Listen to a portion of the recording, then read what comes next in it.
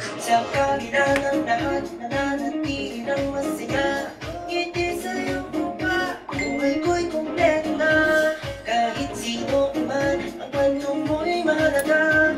Hatid namin lagi saya, saan mang dako ka ba?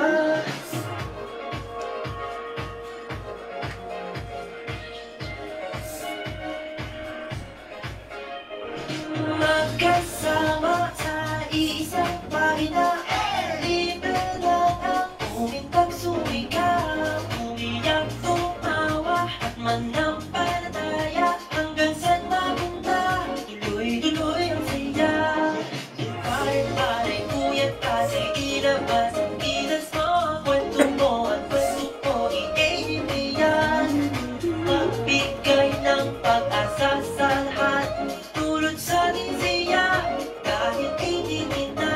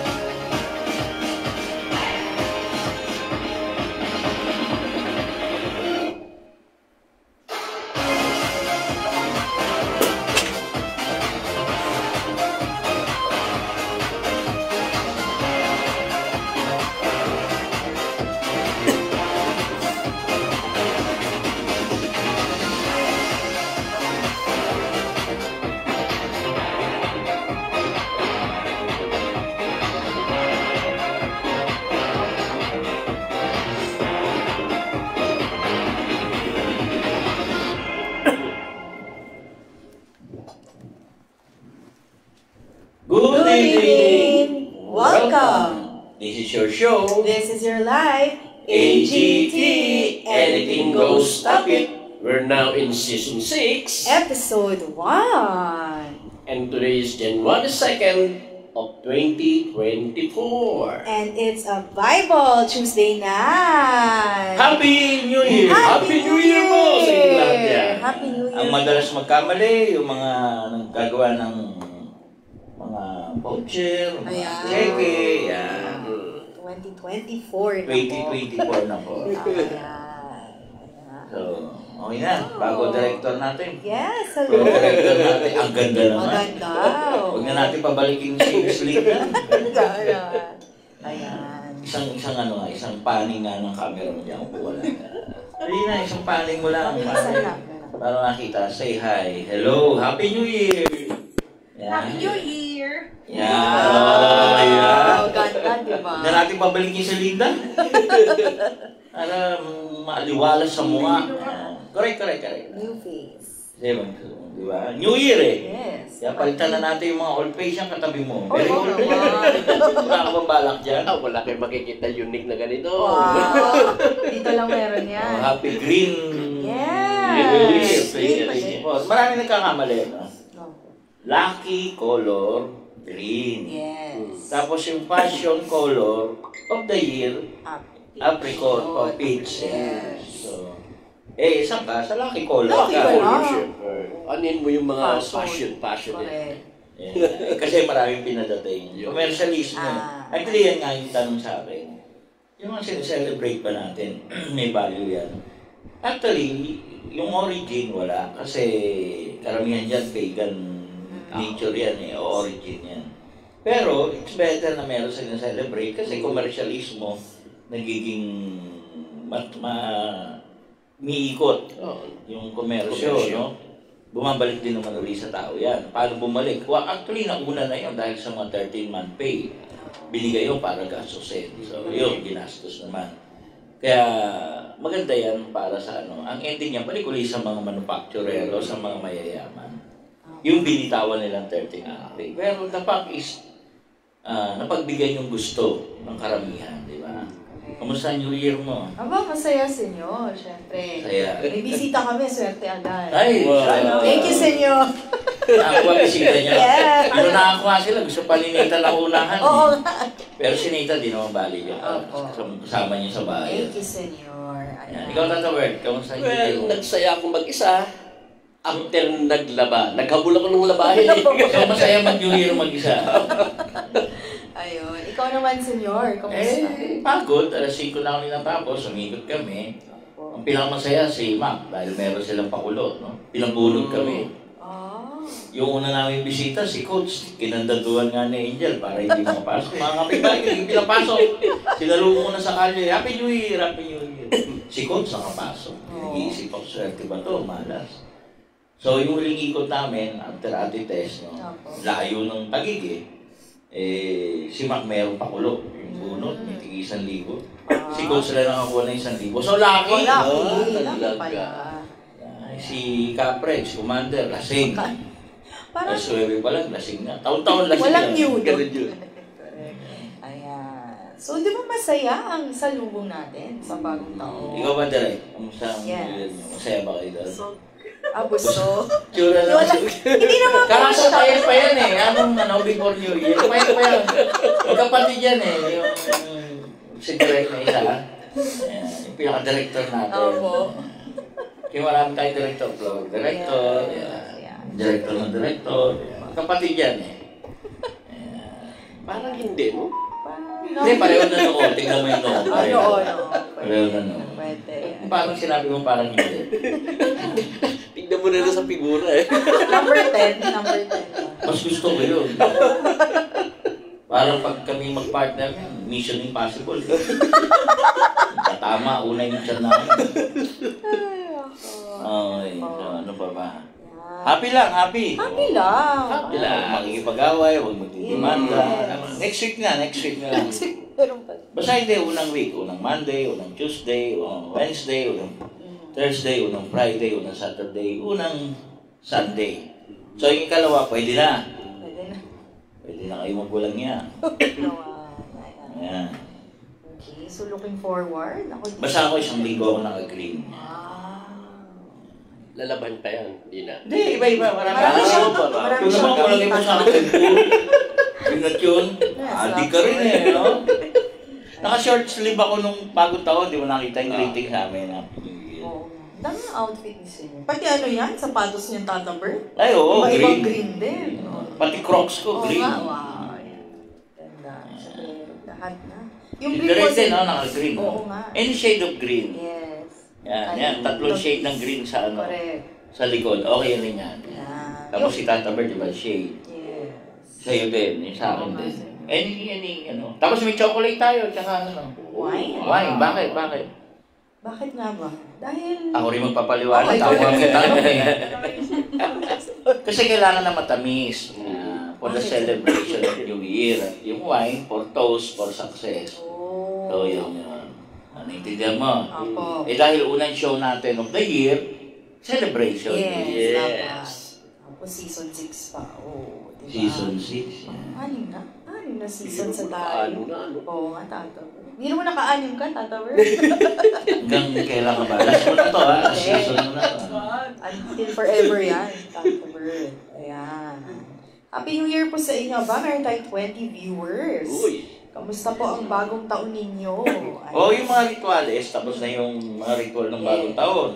So ngayon ang unang Tuesday of the year. Yes. So dapat continuous pa rin yung ginagawa nyo, no? Kung daw pwede nang maglabas ng pera sa wallet. Yung mga grabe, yung mga may trabaho, dapat magtrabaho na maayos, bawal umabsent, no? Yung mga may dapat gawain na kagad, no? So yun yung, kung umabsent kayo, late kayo, problema yon. Dapat di kayo late. Yung mga may eskwela bukas, may eskwela na yata bukas. Bukas ba? Yung iba meron na. Yung iba sa isang araw. Yung isa Monday pa. So iba-iba. No? Dapat di kayo late. So yun yun. Iwasan yung malate. Dapat kung may quizzes, hindi ka masiro. Yan, mga ganon. Kumita ka na ba? Kumita na kami noong January 1 pa lang ng madaling araw. Wow. So, kumita na kami. Swerte yung bisita namin. Ha? Swerte yung bisita natin. Swerte yung bisita natin. Oo. Unang bisita natin. Oo. Ako nga, dito pa sa wallet ko yung Wow. swerte. Sa wallet ko sa bulsa. Green din, oh. Talaga. Diba? Yung brief mo, senyor, ng New Year, green din ba? Yung brief? Wala eh, pati lang brief ko eh. Pero magiging green din yun. Kasi hindi ko inahubad for 1 week. Pwede na yun. Tatabart, magkwento ka naman. Wala akong may kwento. Mag-isa na.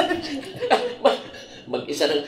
Hindi ko nga lang nagawa yung lagi kong ginagawa na kumakanta pagka sasalubogin ng New Year. Kung saan. Binubuksan ko dati yung pinto namin eh. Ngayon nakabukas lang, hindi ako makakanta, puro uboy. Sumabay sa ano. Buti nga sa Nasabay. matawag yan. Kakakanta. So ano pa ba? Actually kahapon, yan, lumabas kami, nagkape kami. Oo. Hirap pumanap ng kapihan na hindi traffic. Puno, ah. Seaside kami nakahanap. Nakahanap naman kami konti. At naglibre si Angelo. Wow. Sa wakas, feel yung may trabaho na siya. Libre ng Starbucks After kape. how many? Long overdue. Ibig sabihin ba sa inyo pag malilibre siya ng buong tao? Pwede. Diba? Pwede yan. Pwede, galante. Pagpipray natin yan. Yes. Kailangan pa talaga ng prayer. No? Hindi pwede po sa... Bihira mangyari. Oo.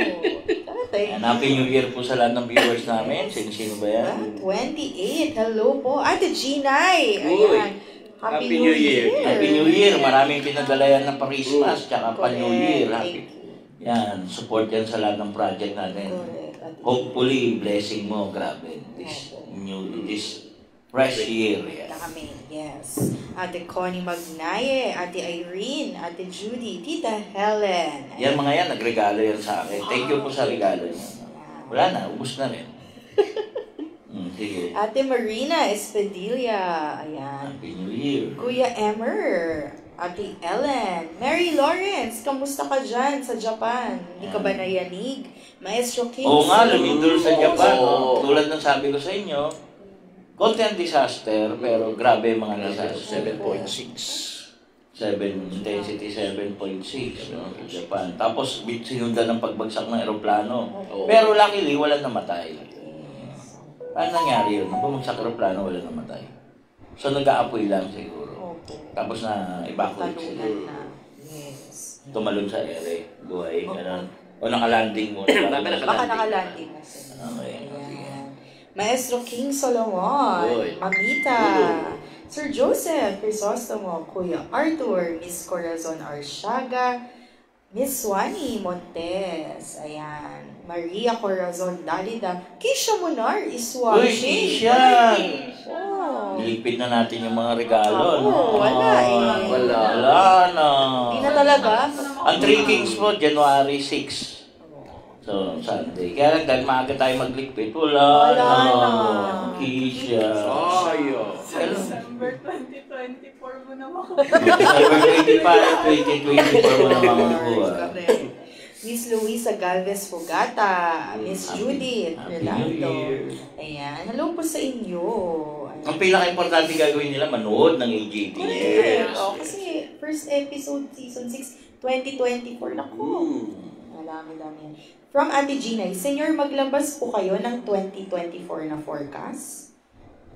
Oh, naglabas na Ako, po. nung- Maraming disaster. Tsaka basahin mo na yung forecast. Ayan. For January, February lang. Okay, ayan. So, ito po yung check and X, yung good vibes and bad vibes po. Ayan, for this month po, January 2024. Ayan, ang forecast po para sa mga pinanganak ng January, ay check. Pinanganak ng February, ay check din. Ang March, check din.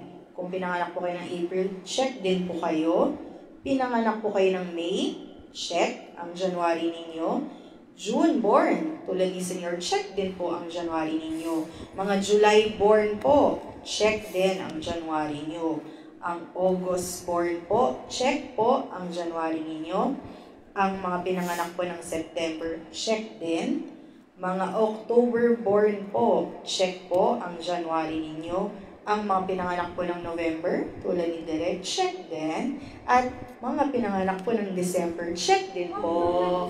Perfect check po. Sa lahat check. Walang malas sa January. Wala pong malas sa January. Ayan, sa February. Sumuha ka na Tata Bird para pahinga po. Ayan. Ito naman po, next month, no? February 2024 forecast po. So, sa mga pinanganak po ng January, check po ulit. Mga February born po, check po ang birth month niyo ng February. Sa mga pinanganak po ng March, check din po. Mga April born, check din po ang February nyo this year. Mga pinanganak po ng May, tulad ni Tata Bird, check din ang February ninyo. Mga June born, tulad ni Senior Aba, check din po ang February ninyo. July po, July born, check po ang February ninyo. Ang mga August born po, check din po ang February ninyo. Sa mga pinanganak po ng September, X po ang February ninyo.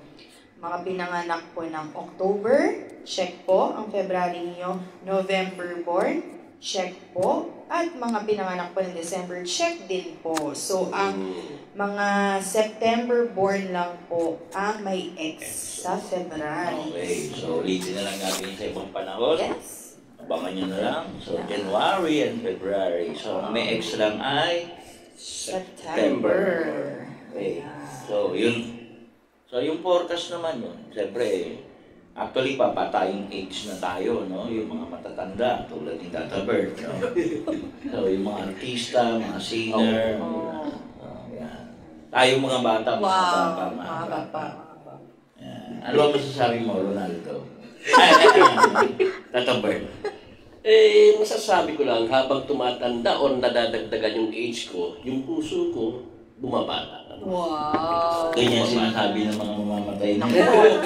Mga huling ano na yung habibig. Huwag naman. Okay. So, biro lang. Magandang Tata Bird sport to eh. Magandang biro. Oo. Game na game yan. Ayan. Ano pa ba? Ano pa ba? Ano natin? Ano ba mga tanong nyo? Ha? Ate Rosalie. Uy, Wow! Rosalie! Ate Rosalie, kamusta na dyan sa, Kamusta? Tokyo? Si Linda. Pinalitan ka na namin. Meron na pong ano. Meron na. Okay ka na dyan. Diyan ka na lang. Pinalitan ka na namin. Kagandang babae. Oo nga. Ba't mas maganda sa'yo yung ate mo? Hindi ko alam eh. Hindi mo alam. Sige. Panganay ka, no? Ay, hindi. Pangalawa. Alam mo yung mga panganay talaga. Wow! Gwapo. Ikaw, Tata Bird, panganay ko po. Pangalawa eh. Kaya ganyan itsura mo eh. Panganay na babae. Panganay na babae. Hello po, Miss Judith Relado. Ayan. Manay Jane. Happy New Year. Si Manay Bonay. Si Manay. Kamusta ka, Manay Ba't Jane? pinili yung mag-isa, no? Pwede naman kayong mga pumunta kung saan-saan. Mas enjoy ako ng ganun. Mag-isa. Enjoy. Paano yung enjoy ka mag-isa? Ha? Kumakanta ka. Sanayan din eh. Pero wala naman masama. Opo. Pero mas masaya sa inyo pag marami kayo. Siyempre, hirap naman magsaya mag-isa ka lang.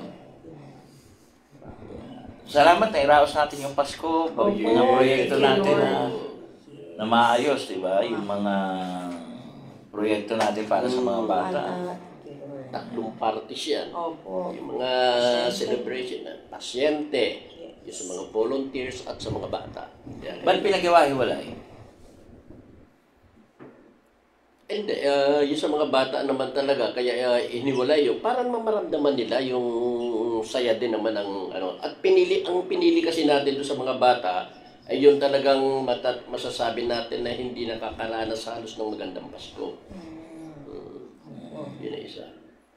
Ayun na. Pero ba't nga ba, Senyor, hiwalay? Dahil syempre, yung mga pasyente, dahil healing.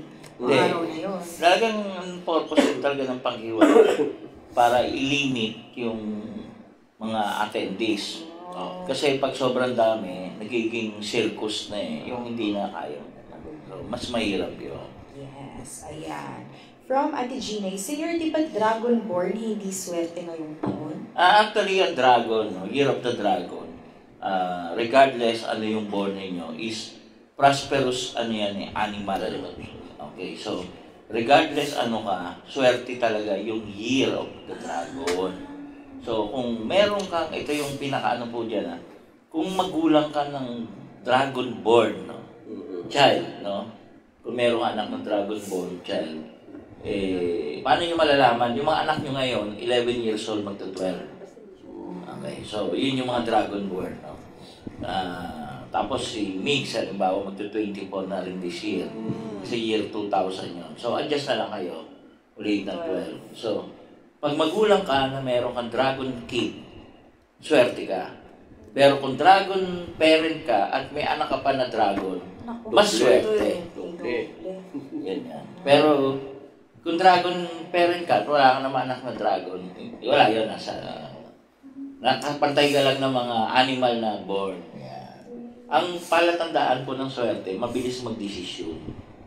Ba't ka matatakot magdesisyon swerte nga Di ba? So, desisyon ka lang. Ganyan. Kaya pala sir, ang daming gusto magbuntis. Ang daming gusto magbuntis ngayon. Swerte pala. May mga nagtataas ng kamay dyan. Gusto magbuntis ngayon. Naglalike. Mais ka ate. Nasisira ang figure mo. Bahala ka.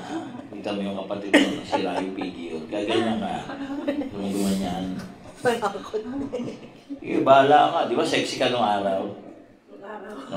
Nung nanganak ka, naging ganyan ka. Di ba? O sige, bahala ka.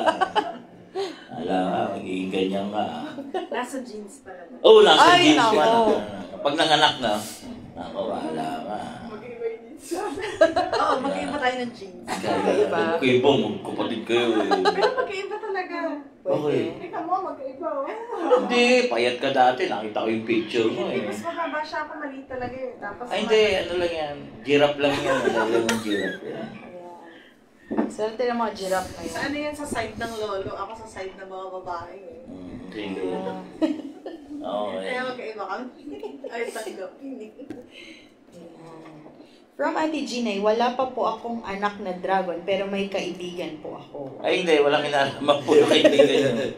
Parang mag-aanak ka Ate Ginay. Kasi mag-anak, no? January ngayon. January, February, March, April, May, June, July, August, September. October ka mga anak. So, pwede. Magkana kaya ako? Wala na. Yan, mamalasan ka na yan. Tatapert, imbis na kumukuyakin ka na. Yan, mamalasin ka na yan. Yung pala yun. Kuya Enteng, Happy New Year! Uy, ente, maganda ka na. Yung pala, within the family, yan, bigla ako nakita kay Enteng.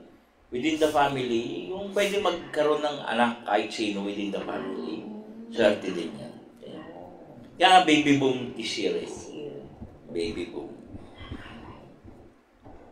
Dami isip. January, February. March, April, May, June, July, August, September. Ito mga lucky lang. Ito, mag-aanak, magbubunyi. Yeah. Parehong dragon yan. Parehong dragon. O tapos, kung dragon pa anak nyo, nako. Dragon na yun. Parehong dragon family. Ayan. Oh, may tanong si Tata Bert. Pala puro kayo naka-green. Kung di na rin ba ninyo nilalaban yan? Bago na ba? Bago na ba? Pero yung ligo. Kaligo. Naligo rin. Okay. Sabi ni Ate Gina, hindi ka na magkakaanak Tata Bert kasi lalaki ka. Napaisip ako doon. Grabe ka mag-joke din na yan. Pinag-isip mo kami. Pag matalino yung joke mo Ate Tess! Happy New Year! Happy New Year. Ano kaya tayo magbasa ng Bible? Ano? Sasabihin ko pala. Marami kayong tanong. Maraming Sige, magbasa ka na. Bilisan mo. Wait lang po. Ayan. Ayusin ko lang po. Para tapos na yung huling libro. Sige, Tata Bert. Chika ko lang po. Open ko lang ito. Yan, chichikain niya kita. Ayan. Happy New Year po sa inyo. Season 6 na po tayo. Episode 1. Ayan. Marami tayong babasahin ngayon dahil huling libro. Yes. 4 chapters. Isa mo na lang. Okay po. Ayan. Pagbasa mula sa ikalawang libro ng mga hari. Chapter 22. Kita po. Si Haring Josias ng Juda. Si Josias ay 8 taong gulang nang maging hari ng Juda. 31 taon siyang naghari sa Jerusalem. Ang ina niya ay si Jelida na anak ni Adaya na taga Bosca. Naging kalugod-lugod siya kay Yahweh sapagkat sinundan niya ang halimbawa ng ninuno niyang si David na buong katapatang sumunod sa mga utos ng Diyos. Natagpuan ang aklat ng kautusan. Nang 18 taon ng paghahari ni Josias, inutusan niya ang kalihim niyang si Safan na anak ni Azalias at apo ni Mesulam na pumunta sa templo. Ang utos niya, Pumunta ka kay Hilkias na pinakapunong pari at alamin mo kung magkano na ang salapi sa kabangyaman na nalilikom ng mga bantay pintuan. Pagkatapos, ipabigay mo sa namamahala sa templo upang ibayad sa mga karpintero, mga manggagawa at mga kantero. Dapat din silang bumili ng kahoy at batong gagamitin sa pagpapaayos ng templo. Hindi na nila kailangang magbigay ng ulat tungkol sa nagasto sapagkat sila'y taong matatapat. pagdating ni Safan sa templo, sinabi sa kanya ng pinakapunong paring si Hilkias, "Natagpuan ko sa templo ni Yahweh ang aklat ng kautusan." Ibinigay niya ito kay Safan at binasa naman ito. Nang matupad na ang inuutos sa kanya, nagbalik siya sa hari at iniulat na nabilang na ang salapi sa templo at naibigay na sa mga namamahala sa pagpapaayos ng templo. Sinabi pa niya, "Ako'y binigyan ni Hilkias ng isang aklat," at binasa niya ito sa hari. Nang marinig ng hari ang nilalaman ng aklat, pinunit niya ang kanyang kasuotan. Pinulong niya sina Hilkias na pari, si Ahikam na anak ni Safan, si Akbor na anak ni Makayas, ang kalihim na si Safan, at si Isaias na tauhan ng hari. Sinabi niya, Sumangguni kayo kay Yahweh, alang-alang sa akin at sa buong Juda, tungkol sa nilalaman ng aklat na ito. Matindi ang galit ni Yahweh sa atin dahil sa pagsuway ng ating mga ninuno sa mga ipinag-uutos sa aklat na ito. ang paring si Hilkias at sina Ahikam, Akbor, Safan, at Asayas ay nagpunta nga sa isang babaeng propeta na nagngangalang Hulda na asawa ni Salyum, anak ni Tikva na anak ni Harhas, ang tagapag-ingat ng mga kasuotan ng mga pari. Siya ay sa 2 purok ng Jerusalem nakatira. Ang sabi niya, "Ito ang ipinapasabi ni Yahweh, ang Diyos ng Israel, sa nagsugo sa inyo rito. Ang lahat ng parusang nabasa ng hari sa aklat na ito ay ibabagsak ko sa bayang ito at sa lahat ng mga mayan. Matindi ang galit ko laban sa bayang ito sapagkat tinalikuran nila ako at sila'y sumamba sa mga Diyos-Diyosan. Ito naman ang sabihin mo sa hari ng Juda na nagsugo sa inyo rito. Narinig ko ang iyong pagtangis nang malaman mo ang sumpa at parusang igagawad ko sa bayang ito. Nakita ko ang pagsisisi mo, ang iyong pagpapakababa sa harapan ko, pati ang pagpunit mo sa iyong kasuotan. Dahil dito, hindi mo mararanasan ang pagpapahirap na gagawin ko sa bayang ito. Mamamatay kang mapayapa sa piling ng iyong mga ninuno." Ang lahat ng ito'y sinabi nila sa hari. Ito po ang salita ng Diyos. Salamat sa Diyos. Diyos. Okay. So, may mga ginawa siyang natutuwa ang Diyos, no? Na yung hindi pagsamba sa Diyos-Diyosan. So, basa lang muna tayo bago ako magsalita ako sa mga ano. Ha? Tuloy ko na sa Tuloy na. Okay po. Chapter 23. Mga pagbabago na ginawa ni Josiah. Pagkatapos, ipinatawag ni Haring Josiah ang lahat ng tagapamahala ng Juda at Jerusalem. Pumunta siya sa templo ng Panginoon kasama ang lahat ng mamay ng Juda at Jerusalem mula sa pinakatanyag hanggang sa pinakamababa. Sumama rin ang mga pari at mga propeta. Binasa sa kanila ni Josiah ang lahat ng nakasulat sa aklat ng kasunduan ng Diyos na nakita sa templo ng Panginoon. Pagkatapos, tumayo si Josiah sa gilid ng haligi at gumawa siya ng kasunduan sa presensya ng Panginoon na susunod siya sa Panginoon sa pamamagitan ng pagtupad sa kanyang mga utos, katuruan at tuntunin ng buong puso't kaluluwa. Sa ganitong paraan, matutupad ang mga ipinapatupad na kasunduan ng Diyos na nakasulat sa aklat na ito. Ang nangako rin at nangako rin ng mga tao na tutupad sila sa kasunduan.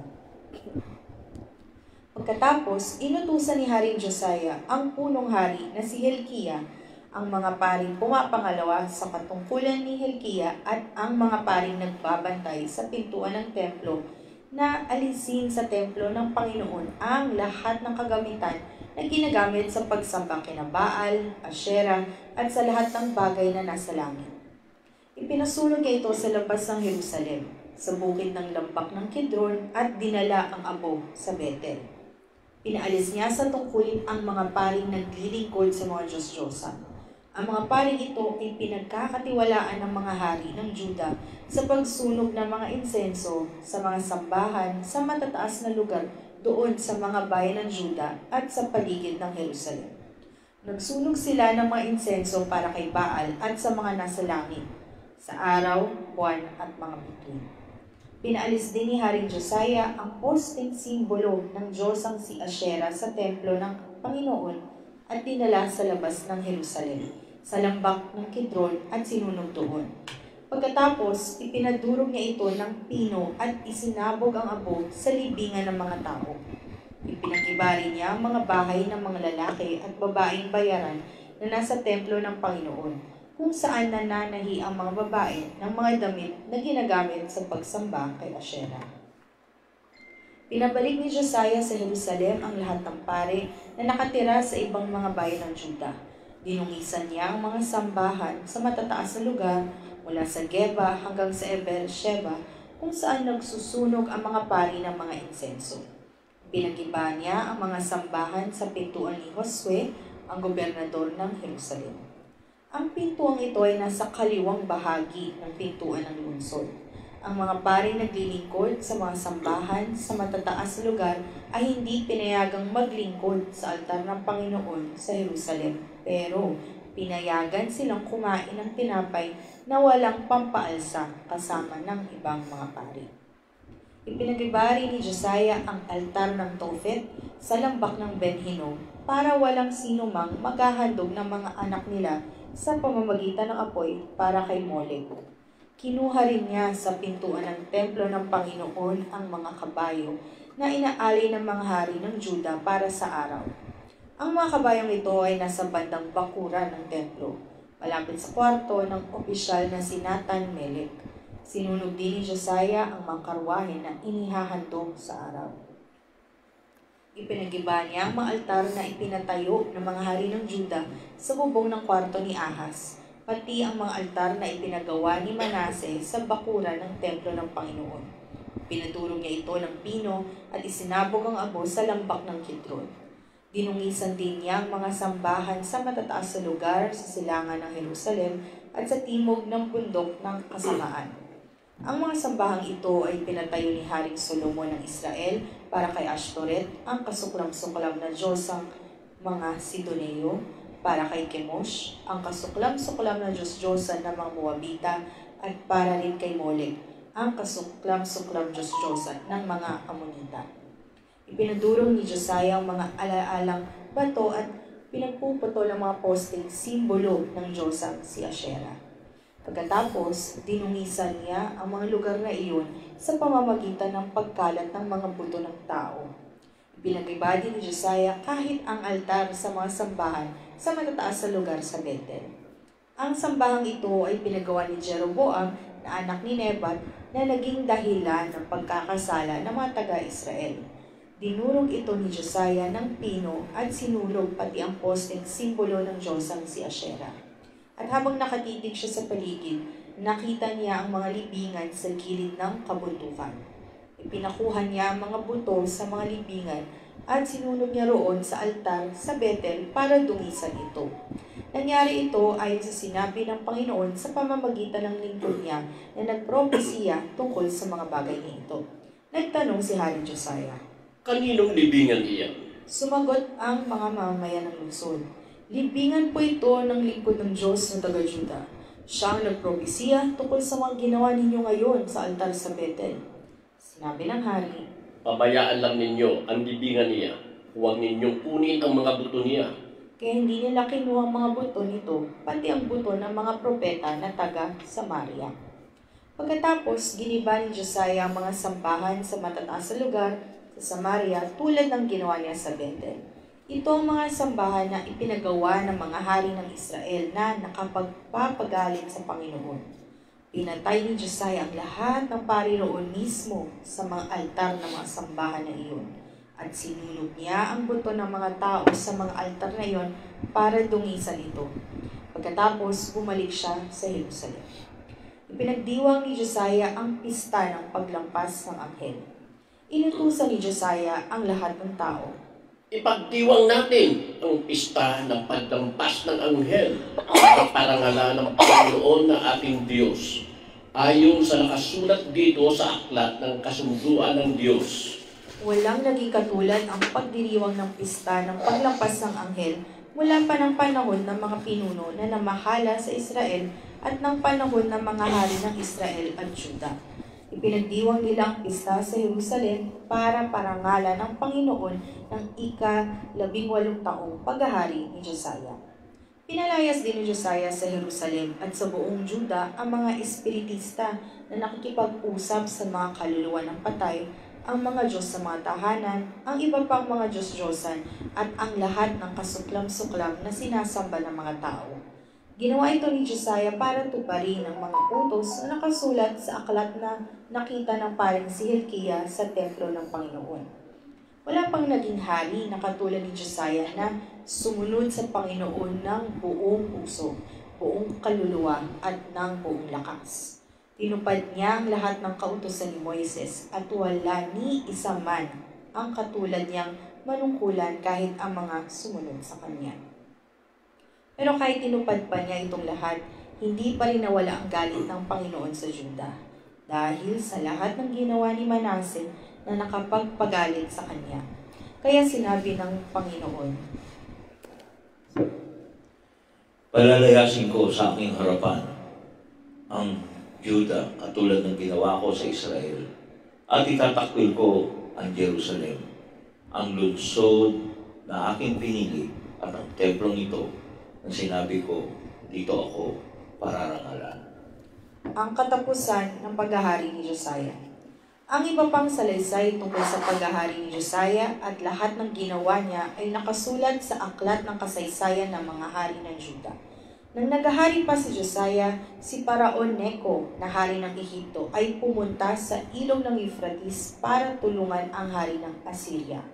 Umalis si Haring Josiah at ang mga sundalo niya para makipaglaban kay Neco, pero pinatay siya ni Neco nang magkita sila sa Megiddo. Isinakay ng kanyang lingkod ang bangkay niya sa karwahe at dinala pabalik sa Jerusalem at inilibing sa sarili niyang libingan. At ang anak niyang si Jehoahaz ang ipinalit na hari ng mga mamayan ng Juda sa pamamagitan ng pagpapahid sa kanya ng langis. Ang paghahari ni Jehoahaz sa Juda. Si Jehoahaz ay 23 taong gulang nang maging hari. Sa Jerusalem siya tumira at naghari siya roon sa loob ng 3 buwan. Ang ina niya ay si Hamutal na taga-Libna at anak ni Jeremias. Masama ang ginawa niya sa paningin ng Panginoon, katulad ng ginawa ng mga ninuno niya. Ibinalanggo siya ni Paraon Neco sa Ribla na sakop ng lupain ng Hamat para hindi siya maghari sa Jerusalem. Pinagbayad ni Neco ang Juda ng 3,500 kilong pilak at 35 kilong ginto bilang buwis. Si Eliakim na isa pang anak ni Josiah ang ipinalit na hari ni Neco. Pinalitan ni Neco ang pangalan ni Eliakim na Jehoiakim. Si Jehoahaz naman ay dinala ni Neco sa Ehipto at doon ito namatay. Pinagbayad ng buwis ni Haring Jehoiakim ang mga taga-Juda ayon sa kayamanan nila para ipambayad sa buwis na hinihingi ni Paraon Neco. Ang paghahari ni Jehoiakim sa Juda. Si Jehoiakim ay 25 taong gulang nang maging hari. Sa Jerusalem siya tumira at naghari siya roon sa loob ng 11 taon. Ang ina niya ay si Zebida na taga-Ruma at anak ni Pedaya. Masama ang ginawa niya sa paningin ng Panginoon, katulad ng ginawa ng mga ninuno niya. Chapter 24. Sa panahon ng paghahari ni Jehoiakim, ang Juda ay sinakop ni Haring Nebuchadnezzar ng Babylonia. 3 taon siyang nagpasakop sa Babylonia at pagkatapos ay naghimagsik laban kay Nebuchadnezzar. At tulad ng sinabi ni Yahweh sa pamamagitan ng kanyang mga propeta, ipinalusob niya ang mga taga-Juda sa mga taga-Babylonia, sa mga taga-Syria, sa mga Moabita at mga Amonita. Niloob ni Yahweh na mapalayas ang mga taga-Juda dahil sa kasamaang ginawa ni Manases at sa pagpatay nito sa napakaraming taong walang kasalanan. Halos bumaha ng dugo sa buong Jerusalem at dahil dito ay hindi siya mapatawad ni Yahweh. Ang lahat ng ginawa ni Jehoiakim ay nakasulat sa kasaysayan ng mga hari ng Juda. Nang siya ay mamatay, ang anak niyang si Jehoiakim ang humalili sa kanya bilang hari. Hindi na muling lumabas ng kanyang bansa ang hari ng Ehipto noon sapagkat lahat ng sakop niya ay sinakop na ng hari ng Babylonia mula sa batis ng Ehipto hanggang sa ilog Euphrates. Ang paghahari ni Jehoiakim sa Juda. Si Jehoiakim ay 18 taong gulang na maghari sa Jerusalem at ito'y tumagal ng 3 buwan. Ang kanyang ina ay si Nehusta na anak ni Elnatan na taga-Jerusalem. Tulad ng kanyang ama, ginawa rin niya ang mga bagay na hindi kalugod-lugod kay Yahweh. Nang panahong iyon, ang Jerusalem ay kinubkob ng mga kawal ni Haring Nebuchadnezzar ng Babylonia. Habang ang mga kawal ng Babylonia ay nakapaligid sa lungsod, dumating si Haring Nebuchadnezzar. At sumuko sa kanya si Haring Jehoiakim, pati ang ina nito, mga katulong, mga pinuno at lahat ng tauhan sa palasyo. Binihag sila ni Nebuchadnezzar noong 8 taon ng paghahari nito. Sinamsampan niyang lahat ang kayamanan sa palasyo at sa templo. At tulad ng babala ni Yahweh, sinira ni Nebuchadnezzar ang mga kagamitang ginto na ipinagawa ni Solomon para sa templo. Dinala niyang bihag ang lahat ng taga-Jerusalem, ang mga pinuno, mga kawal, mga dalubhasa at mga panday. Lahat-lahat ay umabot sa 10,000. Wala silang itinira liban sa mga tukha. Tinangay nga ni Nebuchadnezzar sa Babylonia si Jehoiakim, ang ina nito, mga asawa, mga pinuno at lahat ng pangunahing mamamayan sa Jerusalem. Dinala niya sa Babylonia ang may 7,000 kawal at ang 1,000 mahuhusay na manggagawa at panday na pawang malalakas ang katawan at angkop maging mga kawal. Si Matinias na tiyuhi ni Jehoiakim ang ipinalit ni Nebuchadnezzar dito bilang hari ng Juda at pinalitan niya ng Zedekias ang pangalan nito. Ang paghahari ni Zedekias sa Juda. Si Zedekias ay 21 taong gulang na maging hari ng Juda at naghari siya sa Jerusalem sa loob ng 11 taon. Ang ina niya ay si Hamutal na anak ni Jeremias na taga-Libna. Tulad ng masamang halimbawa ni Jehoiakim, ginawa rin ni Zedekias ang mga bagay na hindi kalugod-lugod kay Yahweh. Umabot na sa sukdulan ang galit ni Yahweh sa Jerusalem at Juda, kaya ang mga ito'y ipinabihag niya sa mga kaaway. Chapter 25. Ang pagbagsak ng Jerusalem. Si Zedekias ay naghimagsik laban sa hari ng Babylonia. Nang 10 araw ng 10 buwan ng 9 na taon ng paghahari ni Zedekias, tinipon ni Nebuchadnezzar ang kanyang buong hukbo. Kinubkob nila ang Jerusalem at nagkampo sa labas ng lungsod. Ito'y tumagal ng hanggang sa 11 taon ng paghahari ni Zedekias. Nang 9 na araw ng 4 na buwan ng taon ding iyon, lubhang tumindi ang tagutom sa loob ng lungsod. Wala nang makain ang mga tao. Noon ay binutas ang isang bahagi ng pader ng lungsod. Nang makita ito ni Haring Zedekias, kinagabihan, tumakas siya patungong Araba kasama ang kanyang mga kawal. Doon sila dumaan sa pintuan sa pagitan ng 2 pader, malapit sa hardin ng palasyo. Ngunit ang lungsod ay napapalibutan ng mga taga-Babylonia. Hinabol sila ng mga ito at inabutan sa kapatagan ng Jericho. at nagkanya-kanyang takas ang kanyang mga kawal. Nabihag si Zedekias at iniharap sa hari ng Babylonia na noon ay nasa lungsod ng Ribla at doon siya hinatulan. Pinatay nila sa harapan ni Zedekias ang mga anak nito. Dinukit ang mga mata ni Zedekias at dinala siya sa Babylonia nagkapos ng tanikala. Ang pagwasak sa templo. Nang 7 araw ng 5 buwan ng 19 na taon ng paghahari ni Nebuchadnezzar, pinasok ni Nebuzaradan na pinuno ng mga tanod ni Nebuchadnezzar ang Jerusalem. Sinulog niya ang templo, ang palasyo at ang malalaking bahay doon. Ang mga pader ng lungsod ay giniba naman ng mga kawal na kasama ni Nebuzaradan. Dinala niyang bihag ang natitira pang mga tao sa Jerusalem, pati ang mga sumuko sa hari ng Babylonia. Ang iniwan lamang niya roon ay ilang mga dukha upang magbungkal ng lupa at magtrabaho sa mga ugasan. Ang mahaliging tanso, patungang tanso, at ang palangganang tanso na nasa templo ay tinanggal nila. Pinagpira-piraso at dinala sa Babylonia. Kinuha rin nila ang mga kagamitan sa templo, ang palayok, pala, lalagyan ng apo, plato, sunugan ng insenso at ang lahat ng kagamitang tanso. Kinuha rin nila ang gintong lalagyan ng baga at lahat ng kasangkapang ginto at pilak.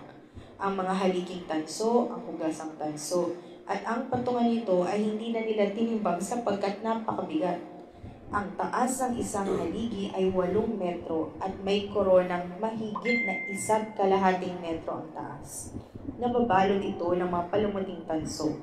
Hinabi ang iba at ang iba na may kahugis ng prutas na granada. Dinalang bihag ang mga taga-Juda sa Babylonia. Dinala sa Babylonia ang mga taga-Juda, kasama sa mga nabihag ni Nebuzaradan ang pinakapunong paring si Seraya, ang kanang kamay nitong si Zephanias at ang 3 bantay pinto. Nabihag din niya ang namamahala sa mga mandirigma ng lungsod, ang 5 tagapayo ng hari, ang kalihim, pinunong kawal at ang 60 taong nakita niya. 60 taong nakita niya sa lungsod. Ang mga ito'y dinala niya sa Ribla sa kinaroroonan ng hari ng Babylonia at doon ipinapatay ng hari sa lupain ng Hamat. Sa ganitong paraan, dinalang bihag ang sambayan ng Juda mula sa kanilang lupain. Si Gedelayas na gobernador ng Juda. Si Gedelayas na anak ni Ahikam at apo ni Safan ay hinirang ni Haring Nebuchadnezzar bilang gobernador ng mga natirang mamayan ng Juda. Nang mabalitaan ito ng mga pinuno ng hukbo na hindi sumuko, sila at ang kanilang mga tauhan ay lumapit kay Gedelayas sa Mizpa. Ang mga ito'y sina Ismael na anak ni Natanias, Johanan na anak ni Kareya, Serayas na anak ni Tanmet, na Netophaita at Jahazanias na anak ni Maakateo. Sinabi sa kanila ni Gedelayas, "Huwag kayong matakot sa mga taga-Babylonia. Dito na kayo tumira at maglingkod sa hari ng Babylonia at walang masamang mangyayari sa inyo." Ngunit ng 7 buwan, dumating si Ismael na anak ni Natanias at apo ni Elisama, mula sa angkan ng hari na may kasamang 10 tao. Pinatay nila si Gedelayas, ang mga Hudyo at ang mga taga-Babyloniang kasama niya sa Mizpa. Pagkatapos silang lahat, mahirap man o mayaman, kasama ang mga pinuno ng mga kawal, ay tumakas patungong Ehipto dahil sa takot sa mga taga-Babylonia. Pinalayas si Jehoiakim sa pagkabilanggo. Nang 27 araw ng 12 buwan ng 37 taon ng pagkabihag kay Haring Jehoiakim ng Juda, pinalaya siya ni Haring Evil-Merodach ng Babylonia ng taon na ito'y nagsimulang maghari. Mabuti ang pakikitungo ni Evil-Merodach kay Jehoiakim at pinarangalan siya nito ng higit sa ibang haring bihag din sa Babylonia. Hinubad ni Jehoiakim ang kasuotan niya bilang isang bihag. At hanggang sa siya'y mamatay, araw-araw, kasalo siya ng hari sa hapagkainan. Habang siya'y nabubuhay, binigyan siya ng hari ng kanyang araw-araw na pangangailangan. Ito po ang salita ng Diyos. Salamat sa sa Diyos. Okay. Bago pang basahan. Umay ako. Kakanta ka?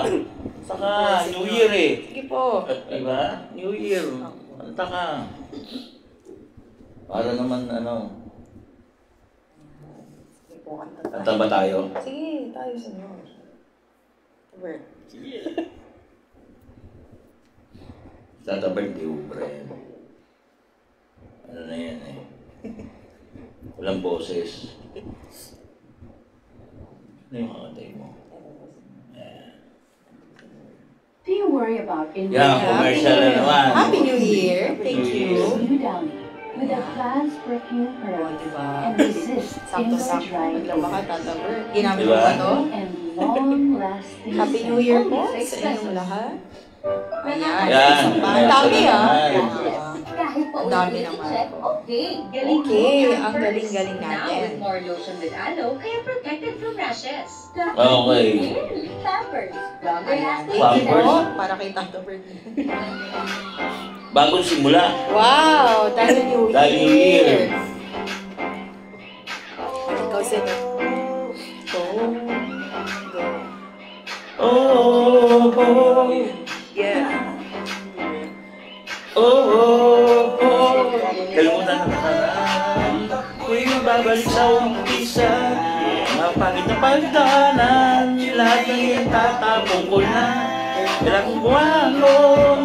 Kahit pinulit pang nadapa. Kaya ngayon ay kakayanin ko na. Muling magsimula. Minsan gusto kong takasan ng madaya ng mga mapaglaro. Lumipat ko saan mo pwede ilabas ang tunay na ako na walang pangamba at takot na baka ako mapiloko. Baka biglang magkamali ako, madapa ulit pero mas sa isip ko na tumayo ulit. Pagigihan na sarili ko magsimula ulit. Di na ako tatawa na nilalabas ako ulit sa bagong pahina. Tapos ako magpahinga, handa na ako magsimula. Di na ako magpahinga, katakin mo ng tadhana. Pabalik ako isang taas o lalakad papunta sa bagong simula.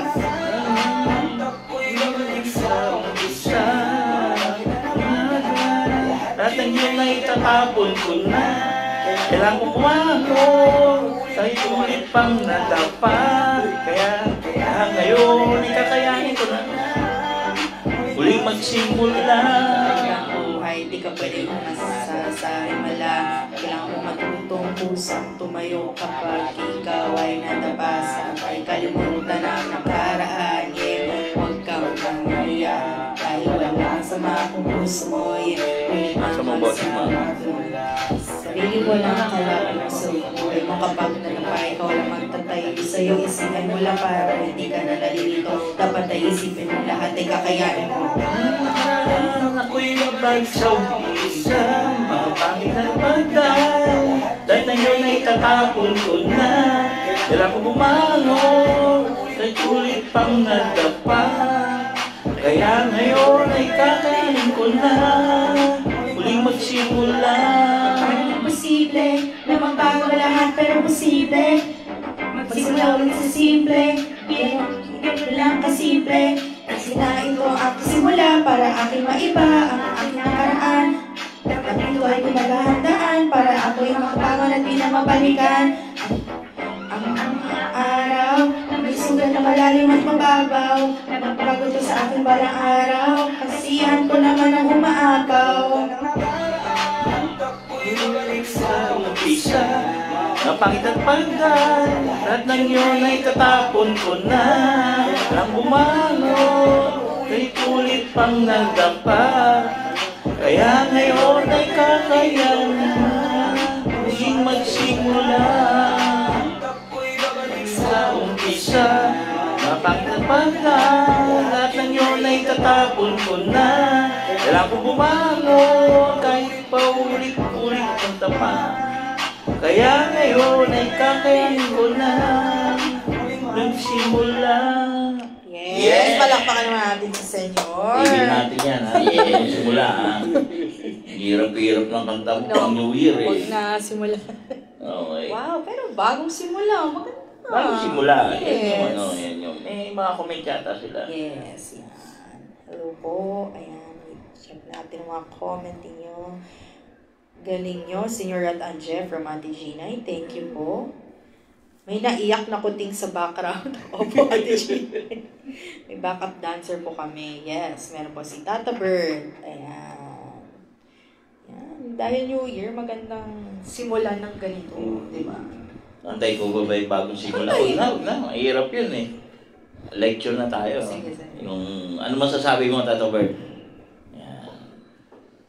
Doon sa mga huling kabanata na yun, at least nagkaroon ng isang mabuting hari na sumusunod kay Yahweh. Sino yun? Si Josias. No? Ang isang magandang ginawa niya, marami siyang binago. Pinatanggal niya yung mga rebulto, yung mga imahe na itinayo ng mga hari noong na nauna sa kanya na hindi sumusunod kay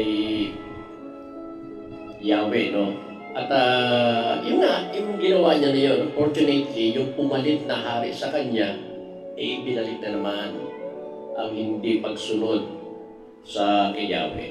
Yun ang masasabi ko na sa ano niya. Ikaw. Ako sir. Bagamat yun nga po na may si Josias, mahusay na pari, no? Naging kalugod-lugod siya. Nandun pa rin po yung parusa ni Yahweh sa kanila na itinuloy niya kasi hindi nga sumunod. Yung kay Manasseh pa lang po, di ba? Pinagbayaran pa rin po nila hanggang nasakop na sila iba't iba ng mga Babylonia, Moabita, marami na po pinasakop sa kanila. So, pinakita pa rin ng Panginoon na hindi niyo pa rin ako sinunod. Diba? Ito yung parusa, kailangan niyo pong pagbayaran. Yun ang sa akin. Okay, tama naman sinabi niyo, no? Pero yan yung sa lumang panahon. Sa mga bagong tipan, at lalo na sa mga bagong panahon, yung pagsamba sa Diyos, ano, idolatry, medyo namimiss natin yan, no? Ang tampulan palagi ng sisi o ng sinasabing mali ng pagsamba, yung mga Katoliko kasi may rebulto. So walang iniwan yan. Pero sa mga bagong panahon, it is Kristiyano nga eh. Kristo yung sinusundan eh. Makikita naman natin sa aral ni Kristo na wala na yung 10 Commandments eh. Mahalin mo lang ang Diyos, mahalin mo ang kapwa ko, kapwa mo, sumunod ka sa akin. No? Napaglingkuran mo ang Diyos. No? So, sa makatwid, no? Sa mga bagong panahon, wala na yan. Hindi na yan yung mga rebulto, hindi na yan ang pinagtutuunan ng pansin. Dahil wala naman ako nakitang tao na idol yung rebulto maghapon magdamag nagdadasal. Marami ako nakikita mula bata hanggang matanda. Ang iniidolo nila, cellphone, computer. 24 hours, meron yan. 10 hours, 12 hours, meron yan. Nakababat sila dyan. So, the information na nakukuha nila ay ano? Yan yung tanong eh. Kung nagagamit nila yan para mapabuti sila, good. Nakikita ko marami mga bata ngayon na magagaling mag-English dahil napulot nila sa internet. Bilib ako. Bilib na bilib ako. Actually, may mga bago ng yaya, kaya hindi na masyado available ang yaya nung araw. Yung mga malalaki kong anak, hirap na hirap kami kumuha ng yaya eh. Kaya habang lumalaki, maririnig mo na lang eh, yung pace niya, pace. Yan. Yung katahimikan, pace pa rin. Yung pistingyawa na, sabi. Kasi Bisaya nga yung yaya. Pero ngayon, yung mga bata ngayon, nabamay. Yung nga ganun. So, tuntuan naman yung magulang. Kasi, marami sila nagagawa. The thing is, hindi nga lang nila pinopromote. Katulad ng mga sinaunang matatanda, no? Kami, may encyclopedia kami pang matanda.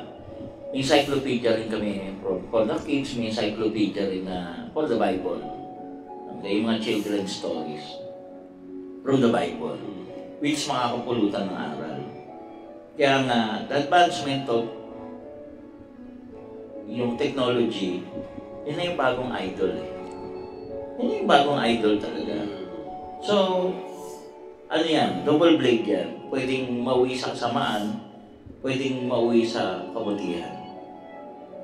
Which is, nakikita ko, maraming masama na nangyayari. Kasi nowadays, mas maraming bata ang nagpapakamatay. Maraming bata nagpapakamatay. Dito lang po sa kalye namin, may nagpamatay na bata eh. Nagbigti nung tali sa pangkarate. Nakuha na lang namin nakabigti. It is because they were not trained by their parents. Pinabayaan sila sa technology. It is idolatry yun. Dapat may gabay pa rin ng magulang. Kasi sa Bible story, makikita natin si Moises nabigo. Si Solomon nabigo. Si David nabigo. Si Kristo nabigo din. At lahat ng pagkabigo nila, tumatayo sila. Yung mga bata ngayon, yung salitang kabiguan, ginagawa natin ng paraan para pagtakpan.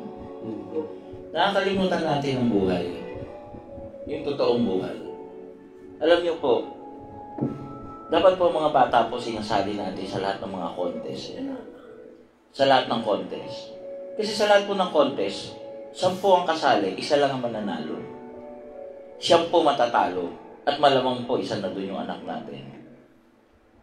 Hindi para i-train natin para maging luhaan, kundi turuan natin sila tanggapin na ang buhay ganun. Hindi mo makukuha ang lahat. Sa mga nanonood po ng AGT po ngayon, mababa lang ang view natin. Baka wala pa 1,000 kahit replay. Pero yung mga naguhubad po, million views. Nalulungkot ako. Because ito po ay nagiging tool ngayon na idolatry. Pero yun mo po, nakakatawa nga, nakakaaliw. Pero panandali ang aliw po yun na wala kayong mapupulot na magagamit ninyo sa tagumpay ng buhay. Maaaliw lang kayo for the moment. Ako pa nanonood ako na aliw ko for the moment. Pero most of the time, ginagamit ko po itong tool para tumalino ako sa salita ng Diyos, sa mga aral ng buhay. Huwag po nating sayangin po Netflix, YouTube, Facebook. Lahat naman po yan, meron po mga pangit na palabas, magandang palabas. Tinuruan po ba ninyo ang anak ninyo pumunta sa mga ganon? Parang hindi. Parang hindi. Tanggalin nyo lang po yung internet ngayon tsaka cellphone, mamamatay po yung mga bata. Baka kalahati po niya magpakamatay.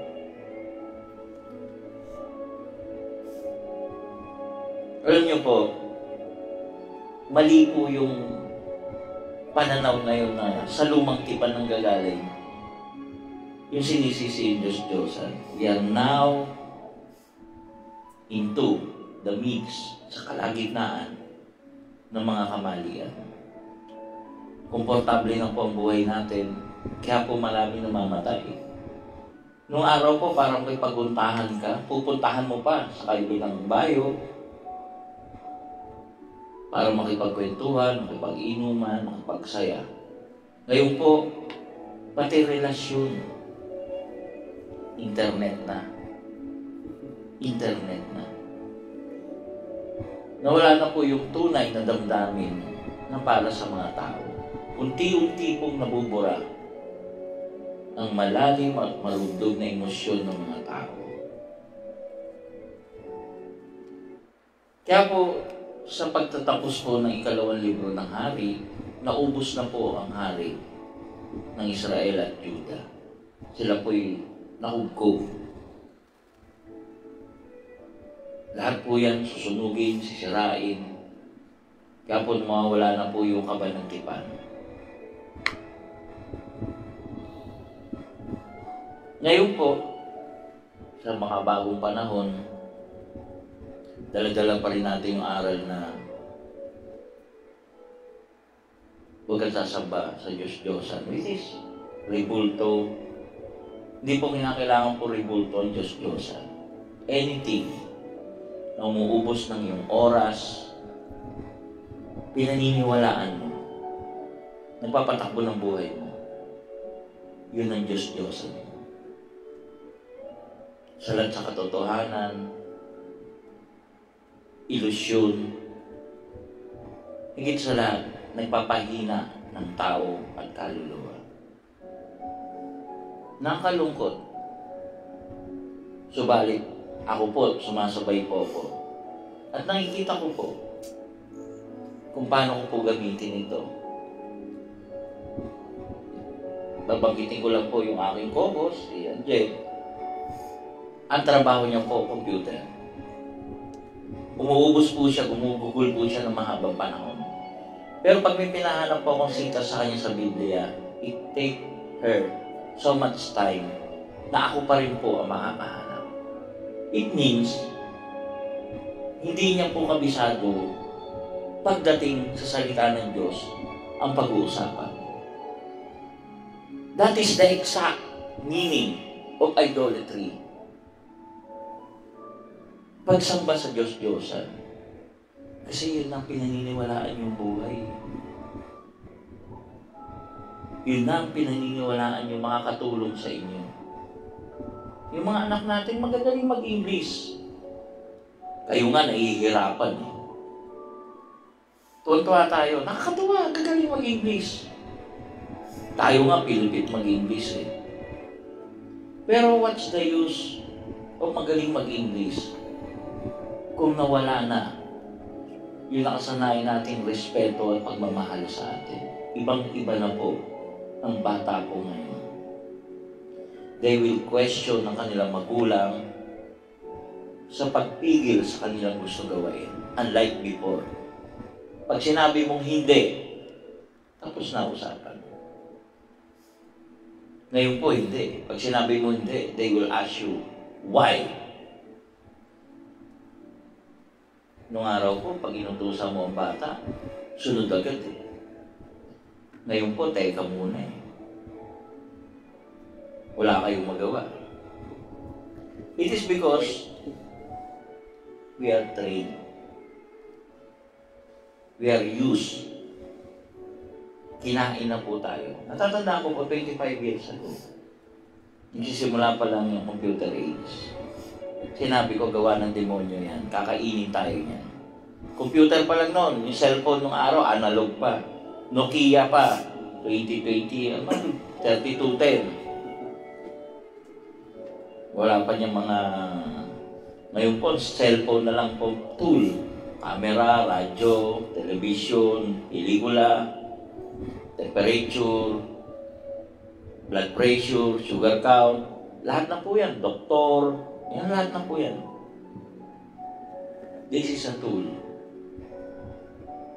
that we can say, ina-idolize natin. Maghanap kayo ng tao na walang cellphone. Wala. Maghanap kayo ng tao may Biblia. Maghanap kayo. Maghanap kayo ng tao may cellphone na may Biblia. Maghanap kayo. Maghanap kayo ng tao marunong magbukas sa cellphone ng Biblia. Pero pabuksan mo sa mga pelikulang wala matututunan. Sa mga kalokohan.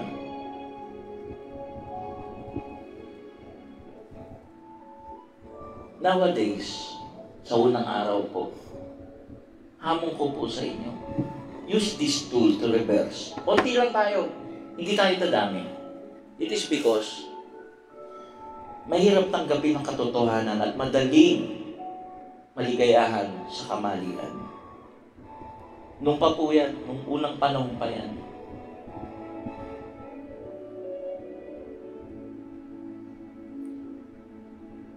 Meron tayong tools, gamitin natin sa paghanap sa katotohanan. Pag may sinabi ako, mabilis mong makita tungkol sa salita ng Diyos sa katotohanan, then I will believe you. Kasi, pasensya na, Angel.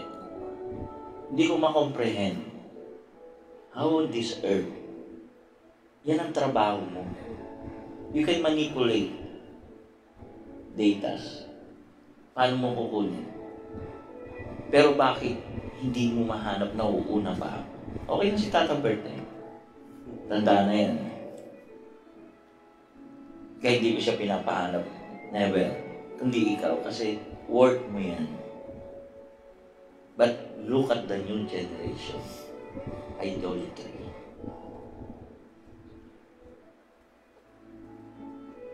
Ako po, flexible ako sa maraming bagay. I can use every tool para i-swing ko po on my paper sa mga gusto ko. At ang gusto ko lang po ay katotohanan. Hamon ko po ngayon, sana 2024, gamitin niyo ang cellphone. Kahit 1 hour, 30 minutes, basta sa loob na isang araw, magbukas kayo ng Biblia, magbukas kayo ng food portals, ng magagandang bagay. Huwag puro kalokohan. Huwag puro libangan.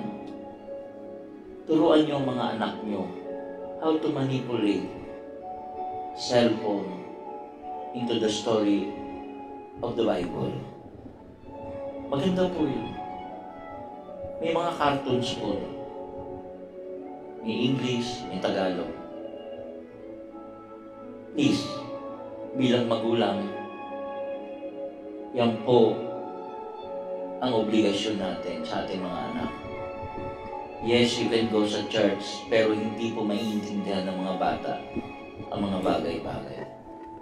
They can only understand the cellphone that they have in their hand.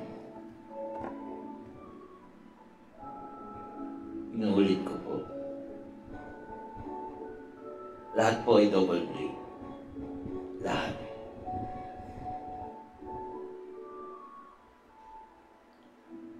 Sana po, bagong taon tayo masaya. Bigyan ko kayo ng malaking pag-asa kasi po, lahat po ng mabubuhay sa katotohanan, sa aral ng totoong Diyos, sa totoong aral po, makakamtan niya po ang langit sa lupa. Nabuhay ka pa sa lupa, para ka nang nasa langit. Huwag po kayong mangamba, mangarap ng langit sa kabilang buhay. Kasi po ako po, testimony po ako. Hindi po ginawa ng Diyos ang impyerno dito sa lupa. Tayo po ang nagagawang impyerno ng buhay natin. Tatabert, uubo ka lang, ilayo mo yung mic mo. Gusto mo talagang isaw pa eh. Yan sinasabi ko sa'yo, mali paggamit eh. Uubo ka lang eh, naka-mic ka pa eh. Happy New Year po.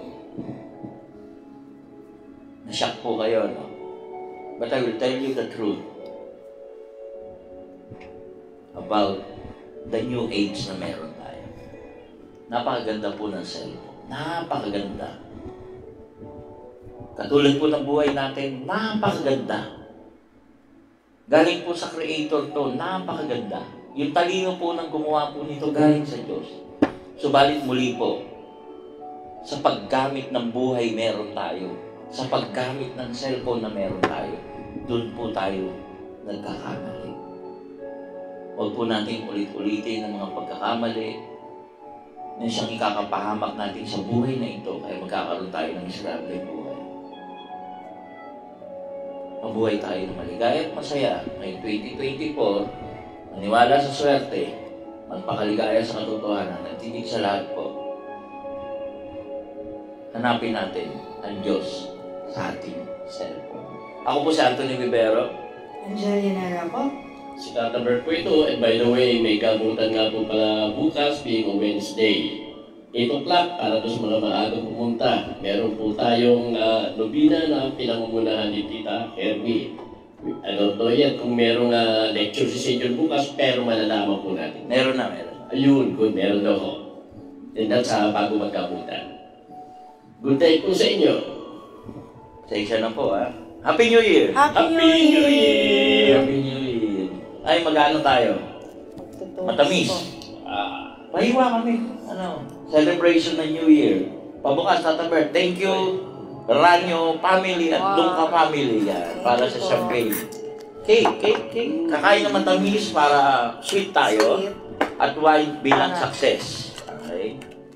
Happy New Year. Happy New Year! Join nyo kami kung meron kayo. Kahit ano pong tsokolate dyan. Yan. Ito na. Carlo Rossi. Pagkapit, binubuksan lang yan. Wala niyang panahon mo yan. Panahon mo ng gera, malalaki yung bote pa eh. Salina mo na. Yan. Happy New Year po sa inyo lahat. Yan. We'll have a toast. Ay, sorry po. Ayan. Happy New Year. Happy New Year. Happy New Year po sa inyo. Yan. Dire. Happy New Year. Ito muna ang cake. Cake muna, Ay, sige cake. po. Yan. Uy, kayo. Kain po mga direct. Puro direct. Oh, cake muna para sa matamis na pagsasama. Happy New Year! Happy New Year! Oh, direct. Na-toast. Makikitoast sa inyo. Happy New Happy New Year! Year po! Happy New Year! Happy New Year po! Happy New Year! Happy New Year po! Happy New Year! God bless po! God bless!